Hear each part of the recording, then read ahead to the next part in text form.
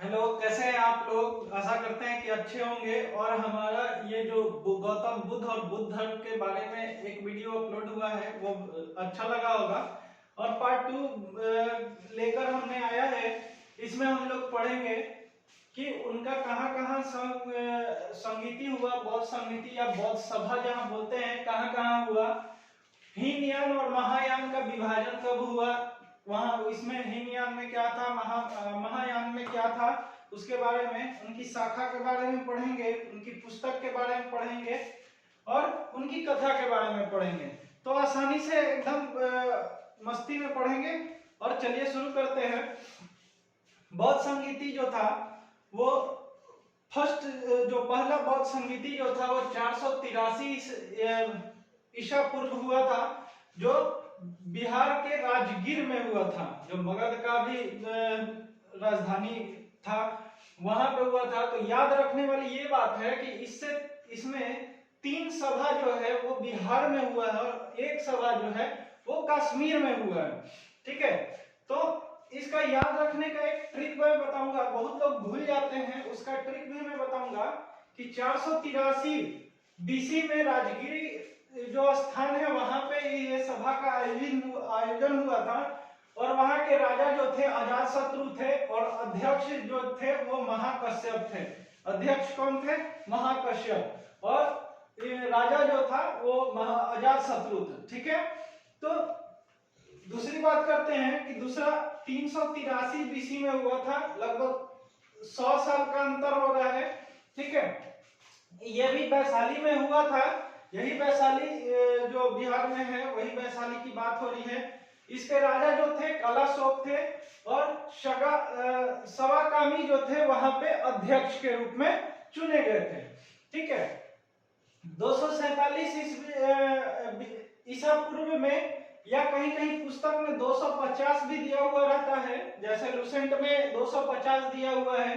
ठीक है, और 247 ईसा पूर्व, दोनों में जो ऑप्शन में आएगा वो आप लगा सकते हैं। ठीक है, और तीसरा जो हुआ था पाटलिपुत्रा में हुआ था। ठीक है, जो उज्जैन का जो राजधानी था वो पाटलिपुत्रा में आयोजित हुआ था। इसके राजा थे अशोक थे और यहाँ पे अध्यक्ष थे मोगलीपुत्र। ठीक है, मोगलीपुत्र सवाकामी जो थे वो यहाँ पे थे। और चौथा बौद्ध संगीति ईसा के प्रथम शताब्दी में हुआ था, या 102 ईस्वी कह सकते हैं, या फिर ईस्वी के प्रथम शताब्दी में। ये कुंडलवन कश्मीर में हुआ था कनिष्क के शासनकाल में और इसकी अध्यक्षता वासुमित्र किए थे। ठीक है, वासुमित्र जी जो थे इनका अध्यक्ष था।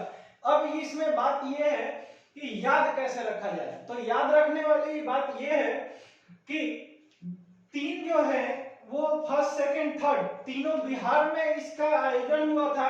ठीक है, तीनों जो है बिहार में है। और एक ऐसा है जो चौथा बौद्ध संगीति कुंडलवन कश्मीर में हुआ था।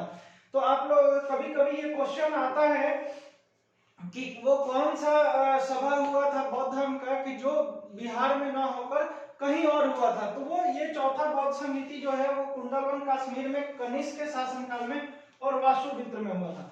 तो यहाँ पे अगर राजा पूछेगा कि राजा कौन कौन थे, अगर आप लोग नहीं याद कर पाते हैं तो ऐसे याद कीजिएगा, अक, या फिर अका इसको बनाइएगा, अका अक। हम तो ऐसे ही याद किए हैं, या फिर आप बना सकते हैं यहां से आज और कल, और अशोक का कनिष्क, आज और कल अशोक का कनिष्क, ये बना सकते हैं। ठीक है, तो आज से हो जाएगा अजातशत्रु, कल से हो जाएगा कलाशोक और अशोक और कनिष्क, ये 4 हो गए। महाकश्यप, सवाकामी, मोगलीपुत्र, वासुमित्र। ठीक है, कश्मीर एक अलग है इसलिए वासुमित्र आपको आसानी से होगा याद करने में, ये तो इसमें कोई डाउट नहीं होगा। जैसे ही चौथा बौद्ध संगीति खत्म होता है तो उसी टाइम यहाँ पे बौद्ध का जो सभा, बौद्ध का जो ग्रुप था वो अलग हो जाता है। हीन और महायान 2 ग्रुप में विभक्त हो जाता है।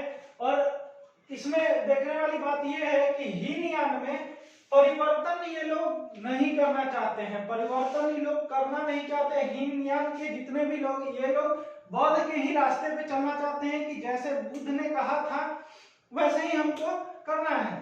ठीक है, ये मूर्ति पूजा में विश्वास नहीं करते थे और वहीं पे महायान की सभा जो थी उसमें बदलाव चाहते हैं कि नए नए कुछ बदलाव किया जाए और आगे इसकी विस्तार किया जाए। दूसरा, ये देवता में इनको देवता का दर्जा देने, इनको भगवान का दर्जा देने गया तो इनको देवता का भी दर्जा होने लगा और यही कारण है कि मूर्ति पूजा जो है यहाँ से आरंभ हो जाता है। और इन्होंने महायान के जो लोग थे वो मूर्ति पूजा में विश्वास करते थे, बल्कि इसमें हीनयान के शाखा में वो मूर्ति पूजा में विश्वास नहीं करते थे, क्योंकि गौतम बुद्ध जो थे वो भी मूर्ति पूजा से नहीं थे, वो भी नहीं करना चाहते थे और यहाँ पे इन्होंने मूर्ति पूजा पर विश्वास किया और यही कारण है कि गौतम बुद्ध की मूर्तियां बनाई गई और उनकी पूजा करने लगा गया। ठीक है, आप अभी जहां भी देख रहे हैं मूर्ति पूजा का जो बुद्ध का पूजा होता है तो वो महायान शाखा के ही लोग हैं। ठीक है, और इसका फैलाव जो था, हीनयान का फैलाव है दक्षिण भारत में, वर्मा श्रीलंका जो नीचे साउथ का इलाका है वहां पे यहाँ हीनयान का फैलाव है और वही महायान का जो है ये जापान, तिब्बत, चीन इधर और भारत में उत्तर भारत के हिस्सा में इसका फैलाव है।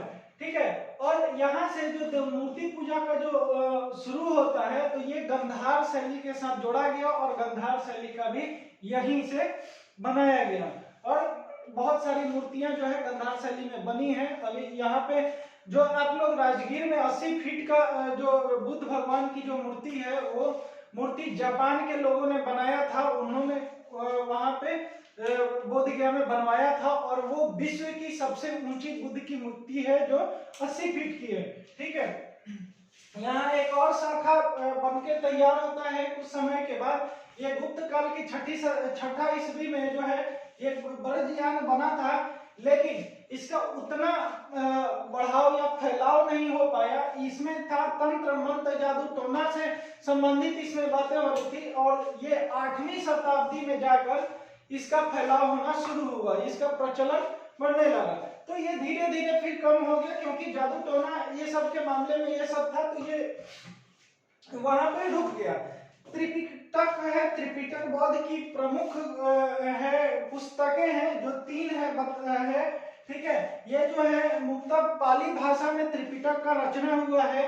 फर्स्ट है सुत्त पिटक, सेकंड है विनय पिटक और तीसरा है अभिधम पिटक। ठीक है, तो सुत्त पिटक में क्या बोला गया है? सुत्त पिटक में ये बोला गया है, यह बताया गया है कि बुद्ध के उपदेश और उनके जीवन के बारे में सारा कुछ इसी में है, सुत्त पिटक में बताया गया है। विनय पिटक में संघ के नियम के बारे में बताया गया है कि जो बुद्ध में जुड़ेगा,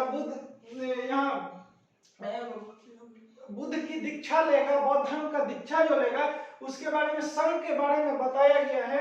और अधिधम पिटक बुद्ध के दार्शनिक विचार, उनके विचार कैसे थे वो सब के बारे में यहाँ पे अभिधम पिटक में बताया गया है। ठीक है, वही बात करते हैं जातक कथा के बारे में। आप लोग सुने होंगे कि जातक कथा के बारे में, तो ये बुद्ध के पुनर्जन्म की कहानी इसमें बताया गया है और यहीं से पता चलता है कि बुद्ध का जन्म हुआ था। पुनर्जन्म की एक घटना है, अजंता की गुफाएं में बहुत सारी चित्रकारी किया गया है तो उससे बुद्ध के पुनर्जन्म के बारे में वहीं से मिलता है। तो यहाँ पे 2 पुस्तक है, बौद्ध चरित, बुद्ध चरित और सुंदरानंद। ये जो है ये 2 मुख्य पुस्तक है जो अश्वघोष जो थे उनकी रचना है ये, और ये पुस्तक जो है इन्होंने लिखा। तो आशा करते हैं कि आप लोग को ये थोड़ा समझ में आया होगा, बताने का जरिया आप लोग देखे होंगे और जितनी आसानी से मैं बताया हूँ उतना अच्छा होगा आपको समझने में। और अजातशत्रु, कला, शोक, अशोक और कनिष्क ये सब भी आपको समझ में आया होगा। तो आशा करते हैं कि आप लोग हमारे वीडियो से संतुष्ट होंगे और ऐसे ही आगे बने रहेंगे। तो हमारे चैनल पर अगर नए जुड़ रहे हैं तो प्लीज लाइक कीजिए, सब्सक्राइब कीजिए और बेल आइकन को दबाइए। ऐसे ही अलग अलग वीडियो लाते रहते हैं। अगर आप लोग देख रहे हैं तो प्लीज सब्सक्राइब कर लीजिए और सब्सक्राइब करके बेल आइकन जरूर दबाइएगा। अगली वीडियो अगर आएगी तो आपको नोटिफिकेशन के माध्यम से मिल जाएगा। धन्यवाद।